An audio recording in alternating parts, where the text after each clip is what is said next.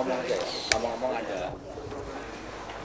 Bukan, menurut saya Wiranto kan mengakui pernah menarik pasukan dari tim Untuk memukul kita ya. nggak tahu. Iya. Dari tim kan lama dari daerah telusur datang ke sini kan galak-galak. Wah memang ini. Artinya kita diperhitungkan juga. Oh kalau iya gitu memang sangat. Mana Pak? Sini Mas Faris. Wah,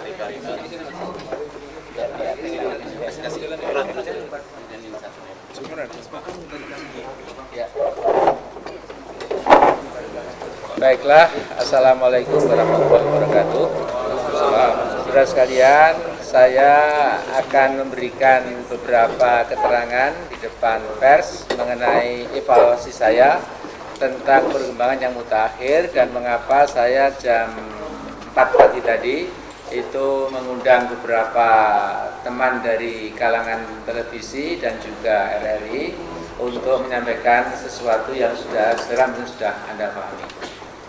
Nah, di paling kanan ini Mas Jumur Hidayat dari SIDES, kemudian Mas Fahri Hamzah, ini Ketua KAMI, Kesatuan Aksi Mahasiswa Muslim Indonesia. Saya Amir Rais, Ketua Muhammadiyah, Pak Adi Sasono, Sekjen IJMI, dan juga Direktur SIDES, dan bekas tokoh LSM yang kawakan gitu, ya, bekas Ketua DMITB pada zaman masih Narayana atau Noroyono.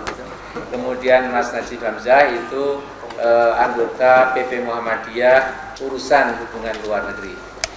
Nah, saudara sekalian, setelah kemarin kita mendengarkan keterangan Pak Harto, saya dan teman-teman dan juga sebagian besar rakyat, saya kira sangat kecewa dan mungkin terperanjat bagaimana mungkin di tengah-tengah situasi yang demikian kritis Pak Harto dituntut untuk melakukan pengunduran diri secara terhormat. Jawabannya adalah tidak jelas, itu malahan menunggu sampai pemilu yang juga tidak ada timetable atau ketentuan waktunya. Sehingga saya kira bangsa kita yang 202 juta ini seolah-olah dikambangkan, diawang-awangkan oleh seseorang makhluk yang sesungguhnya sudah agak lanjut usia. Ini sebuah ironi yang saya sebenarnya tidak bisa paham, tapi inilah kenyataan dari bangsa kita. Kemudian, saudara sekalian, saya terutama sudah memberikan edaran juga mengajak warga negara di ibu kota untuk berbondong-bondong jam 9 pagi ini ke lapangan Monas untuk berdoa bersama-sama, untuk beristighfar, mengucapkan tasbih, dan sudah saya katakan tidak akan ada yel-yel yang bisa merangsang provokasi. Jadi kita sudah sepakat, kita hanya mengucapkan lafal-lafal yang agamis yang sangat menyejukkan. Tidak ada misalnya gantung Soeharto atau gantung Tutut dan lain-lain gitu. Ya, kesepakatan kita betul-betul akan kita buat peaceful dan non-violent, damai dan tanpa kekerasan sama sekali.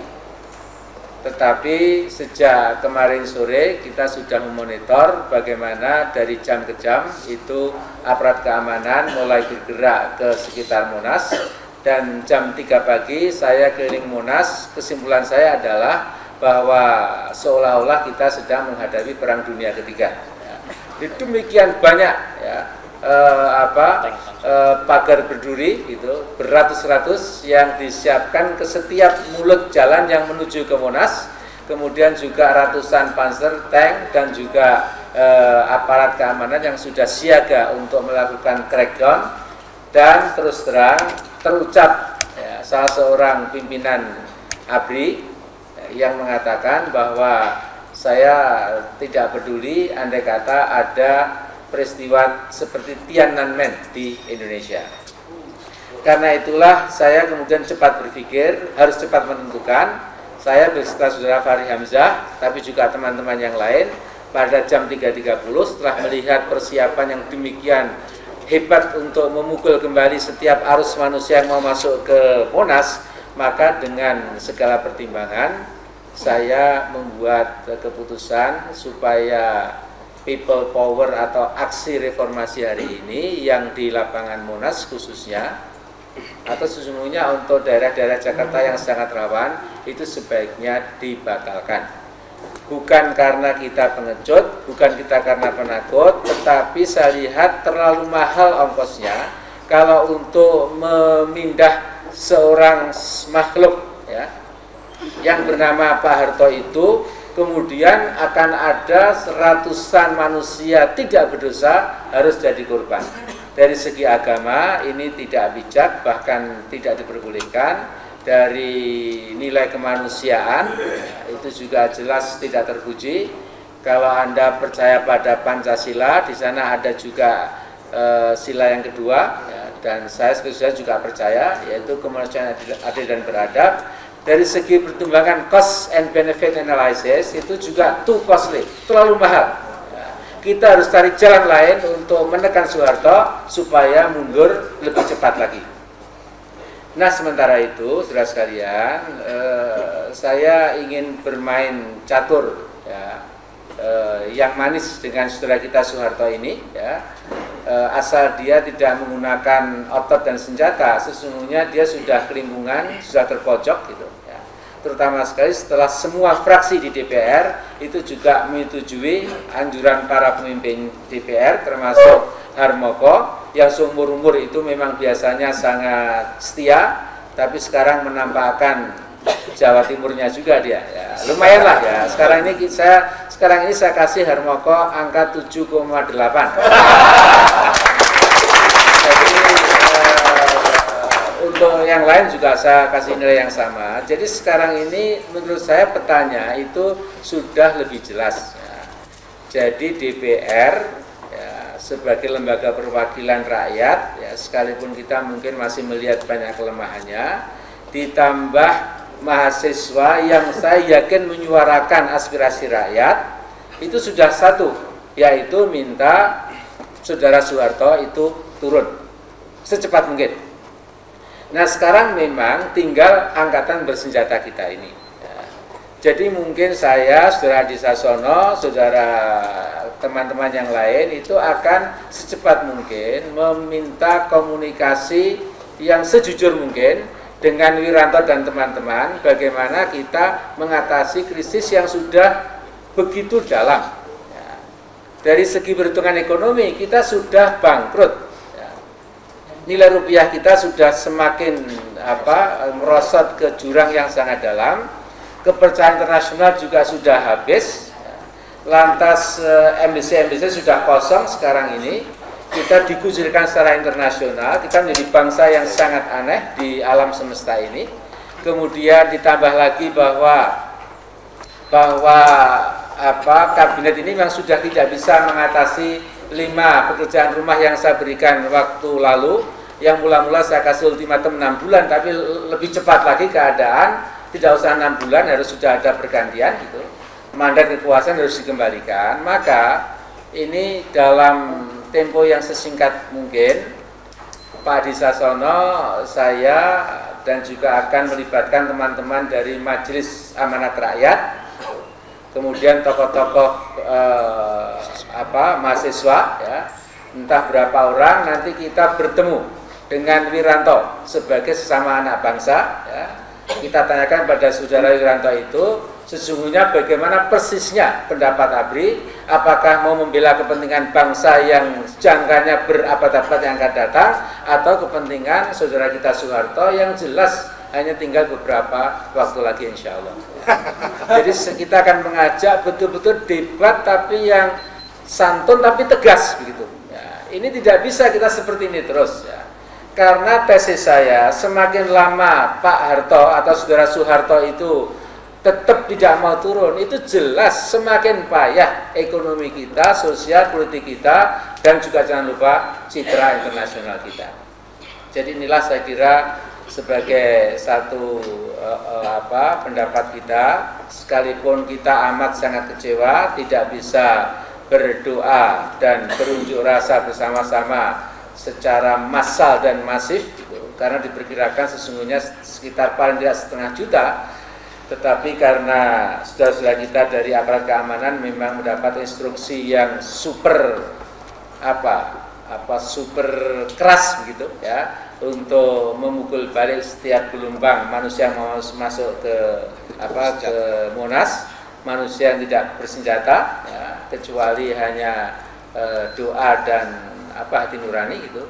Karena itu kita terpaksa dengan segala tanggung jawab moral dan politik kita surut ya, one step backward, two steps forward, insya Allah ya.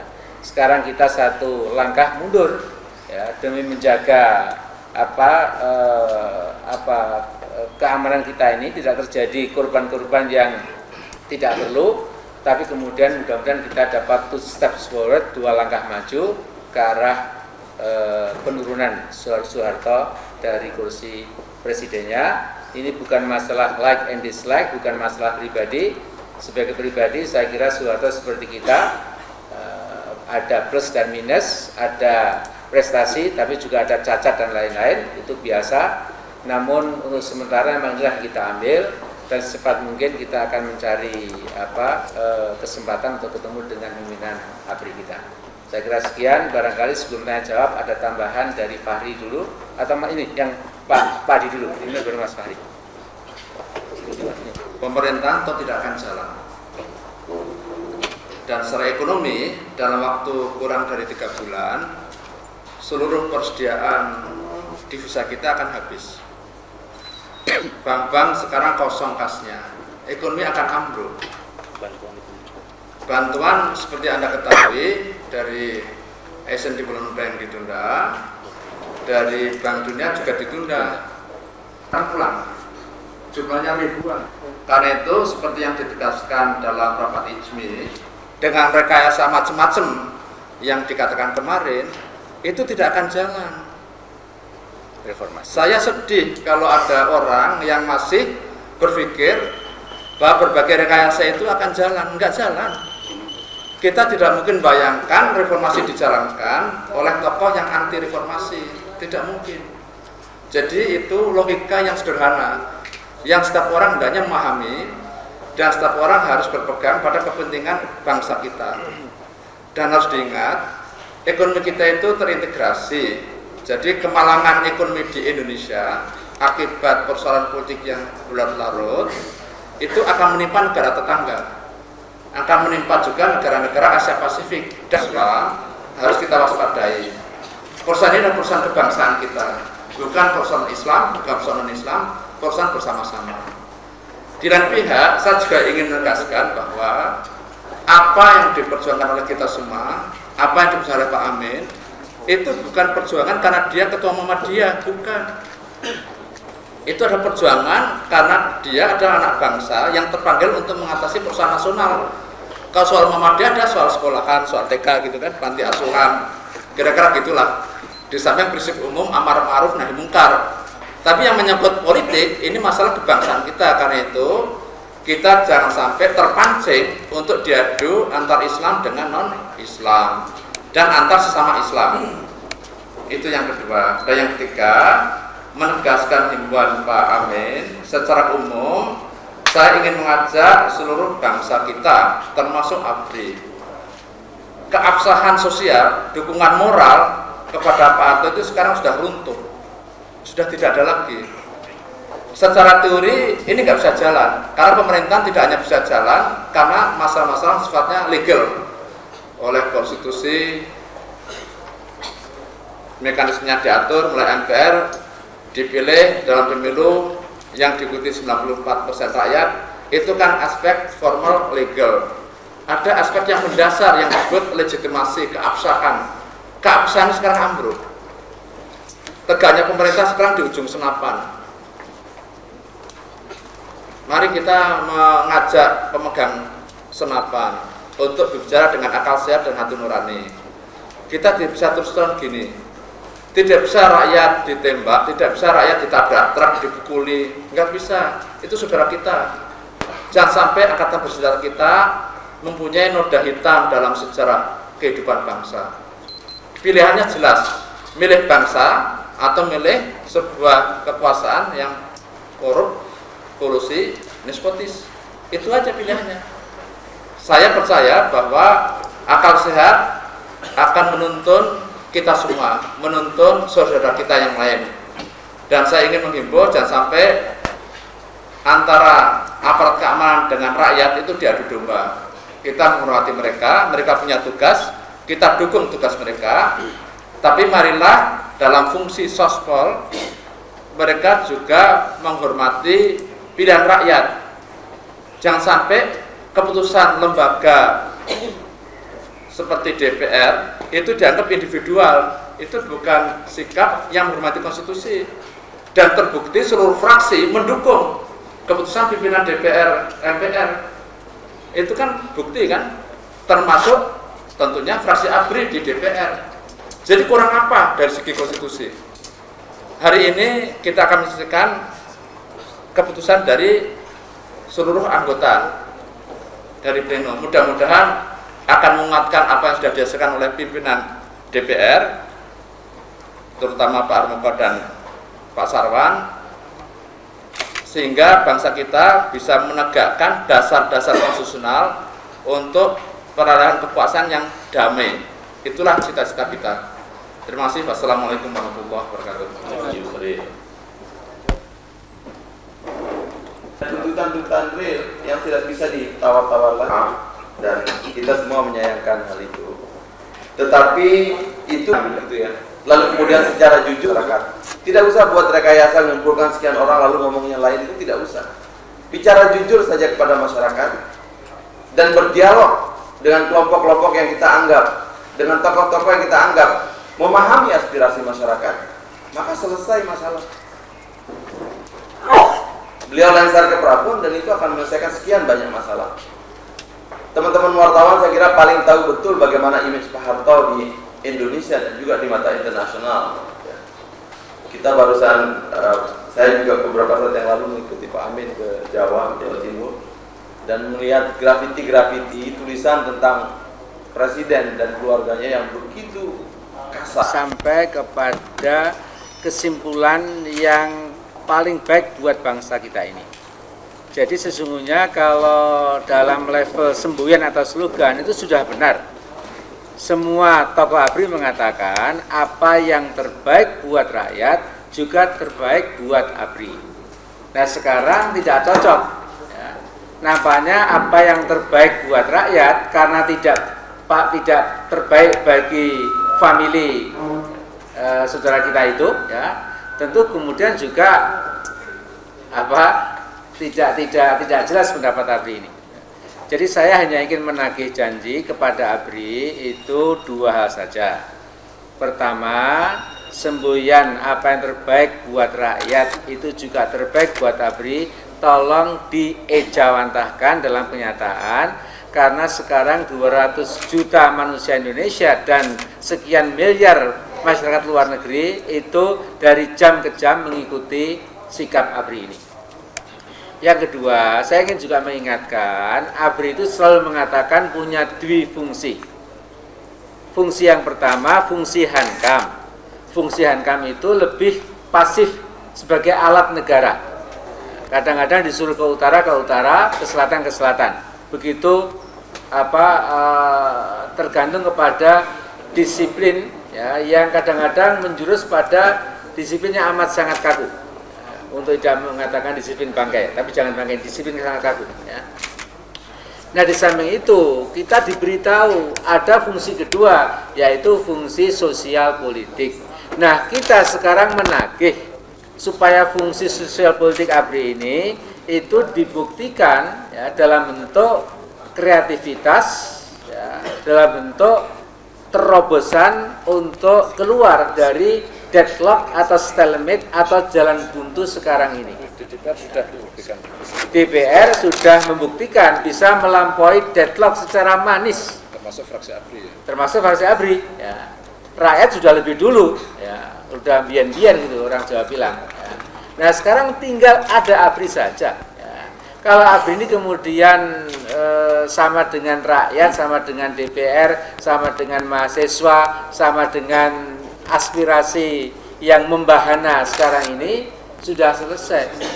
Adapun nasib Pak Harto itu tentu ya, akan diselesaikan dengan budaya dan moral yang paling luhur plus hukum, tapi ini jangan diungkit-ungkit dulu yang masalah ini ya. Nanti takut ya. Jadi saya kira yang kedua ini tenang-tenang dulu kita ya. Yang penting turun dulu, setelah turun nanti adalah proses yang paling pas sesuai dengan rasa keadilan, itu bagaimana bisa kita kerjakan. Ada untuk call off ini gathering yang pertama. Yang kedua, bagaimana kalau dialog dengan ABRI itu mengalami deadlock lagi? Maka secara otonom, independen, ya, secara betul-betul merdeka itu kita dasarkan keputusan kita itu atas pertimbangan yang saya sampaikan tadi. Ya, tidak ada tekanan apapun juga. Dan yang kedua, andai kata bicara dengan ABRI itu mengalami deadlock, ya, itu tentu ada cara-cara lain lagi. Tapi sebelum kita bertemu, kita jangan membuat profesi yang seperti itu. Dalam bahasa Inggris nanti namanya self-fulfilled prophecy. Karena kita sudah mengatakan, wah nanti kemungkinan deadlock, bisa deadlock betul. Jadi lebih baik nanti jawaban saya itu belakangan. Kalau saya deadlock betul, saya akan press conference lagi secara secepatnya. Ya, jadi kita tidak tahu persis, tapi legitimasi itu artinya keabsahan sebuah pemerintahan dalam arti rakyat memang sukarela itu mendukung dan mensupport. Karena apa? Karena secara moral, politik, ekonomi, pemerintah bersangkutan itu bisa memenuhi aspirasi rakyat.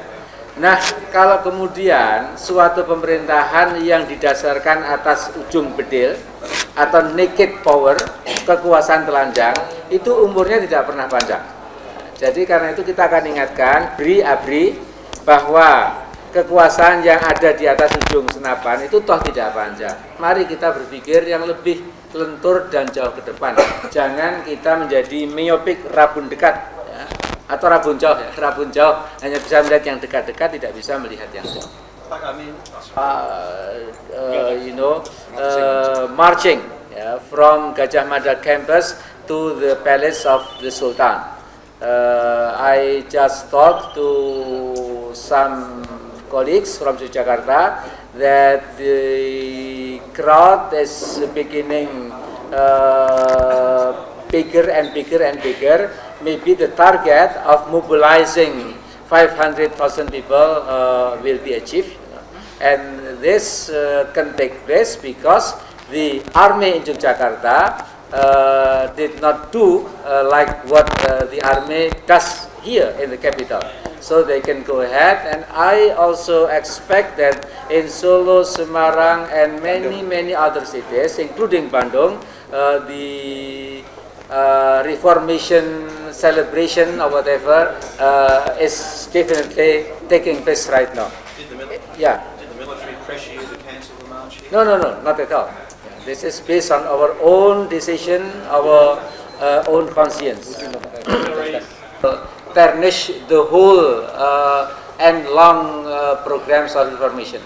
Of course, I think there is a little setback for the reform movements in Jakarta especially, but tomorrow it will be recovered completely, provided we have definite plans to do in the future. If in a couple of days Mr. Suharto does not budge, he still ignores the aspiration of his own people, and then we have, and then when we, I hope that God will bless them and keep them, and they will be safe and secure, insyaAllah, God willing. Ini bisa dijelaskan Pak, kenapa? Yang gerakan mahasiswa. Sebagai contoh, Saudara Fahri ini jenderalnya kami, mahasiswa. Pak Hadi dan saya orang jauh lebih tua, tapi bisa bersatu padu. Dan saya kira kalau yang di Monas ini tidak bisa berlangsung karena Anda melihat sendiri bagaimana ribuan tentara dikerahkan untuk memblokir. Tidak mungkin kita berhadapan dengan mereka. Kita hanya punya tangan kosong, mereka punya bedil, punya peluru karet, peluru timah, punya basoka, punya meriam, punya granat dan lain-lain gitu ya. Jadi saya kira ini bukan sesuatu bukti kelemahan, tapi satu bukti kebijakan dan kejernihan berpikir. Be clear that the army would be very strict. Still, you said very clearly you would go out. What happened during the last, let's say, 10 hours to make you change your mind? And could you please tell us how you judge the military situation in Jakarta? We will still go ahead with our demonstration, but over time, the military preparations to block us was becoming heavier and heavier, and then this is as if Indonesia is preparing for the Third World War, So I think we just don't believe this military preparation, which is so excessive, so provoking. That's why, in order to save the whole reform movement, there is, I think, a must necessary for us to backtrack one step at least. But we will go ahead.